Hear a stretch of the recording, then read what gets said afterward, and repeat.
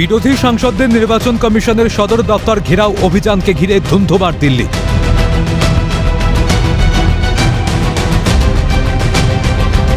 বাংলায় লেখা প্ল্যাকার্ড হাতে এই কর্মসূচিতে উপস্থিত ছিলেন তৃণমূলের সাংসদরাও।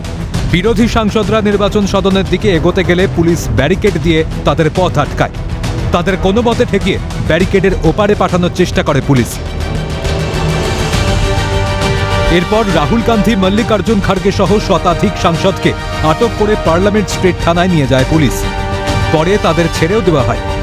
এসআইআর প্রক্রিয়া বাতিলের দাবিতে বিরোধীদের এই কর্মসূচিকে ঘিরে বঙ্গে শুরু হয়েছে রাজনৈতিক চর্চা। বিরোধী সাংসদদের বাধা দেওয়া নিয়ে পুলিশের ভূমিকায় সরব হয়েছে তৃণমূল কংগ্রেস।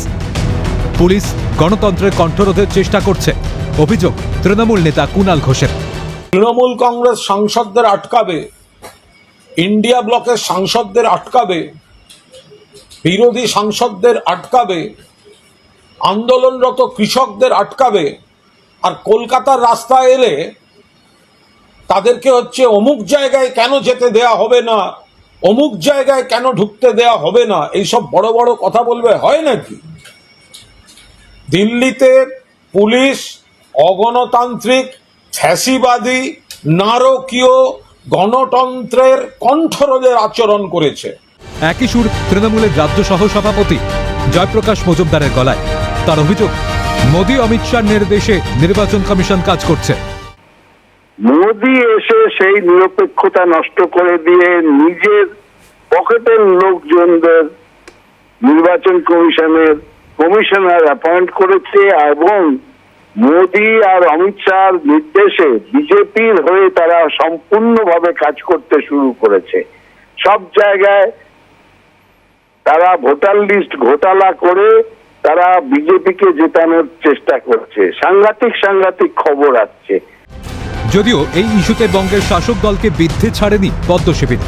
বিজেপির রাজ্য সভাপতি শ্রমিক ভট্টাচার্যের খোঁচা, তৃণমূল তো ডুববেই, তার সঙ্গে কংগ্রেসও ডুববে, বিসর্জন অনিবার্য।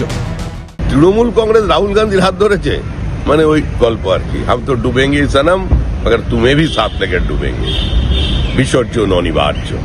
একই সুর কেন্দ্রীয় প্রতিমন্ত্রী সুকান্ত মজুমদারের গলায়। তার দাবি, এসআইআর নিয়ে জনগণকে বিভ্রান্ত করার চেষ্টা করছে বিরোধীরা। আপনি বলছেন আমার মা বাবার নাম নেই, তাহলে আপনি কি স্বয়ংভূ নাকি? আকাশ থেকে টপকেছেন না মাটি ফুঁড়ে উঠেছেন? আজকে যদি আপনার 18 বছর না হয়ে থাকে, মাঝখানে যদি হয়ে থাকে, অর্থাৎ 2003-এর পর আর 2025-এর মাঝে যদি আপনার 18 বছর হয়ে থাকে এবং আপনি ভোটার লিস্টে নাম তোলেন, তাহলে তো আপনার মা বাবার কারো নাম তো ভোটার লিস্টে 2002-03-এ ছিল। স্বাভাবিকভাবে মানুষকে বিভ্রান্ত করার চেষ্টা করছে এই সামান্য 2 লাইনে এসআইআর।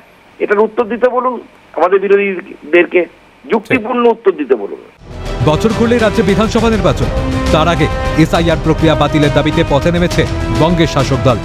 রাজনৈতিক বিশ্লেষকদের একাংশের মতে 26-এর বিধানসভা নির্বাচনে এসআইআর-কে তাদের প্রচারের অন্যতম হাতিয়ার করতে চাইছে তৃণমূল কংগ্রেস। এর প্রভাব ভোট বাক্সে প্রতিফলিত হয় কিনা তার উত্তর দেবে সময়। ক্যালকাটা নিউজ।